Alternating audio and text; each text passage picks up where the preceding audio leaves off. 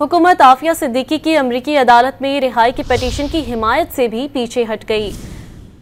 अदालत ने हिदायत की कि एडिशनल अटॉर्नी जनरल हुकूमत से पूछकर बताएं कि पिटीशन पर क्या एतराज़ है।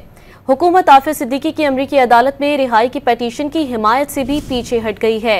एडिशनल अटॉर्नी जनरल ने बताया कि अमरीकी अदालत में पिटीशन के ड्राफ्ट में कुछ बातों पर तहफ़्फ़ुज़ात हैं, जबकि इस्लामाबाद हाई कोर्ट की जानिब से इस्तफसार किया गया कि एडिशनल अटॉर्नी जनरल हिदायत लेकर बताएं पिटीशन में क्या एतराज़ है।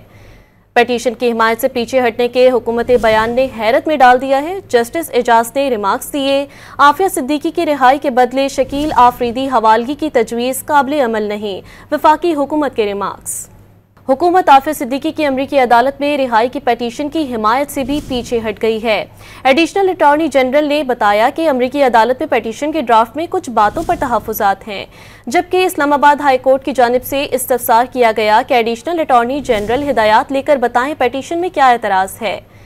पिटीशन की हिमायत से पीछे हटने के हुकूमत बयान ने हैरत में डाल दिया है। जस्टिस एजाज ने रिमार्क्स दिए, आफिया सिद्दीकी की रिहाई के बदले शकील आफरीदी हवालगी की तजवीज़ काबिल अमल नहीं। वफाकी हुकूमत के रिमार्क्स।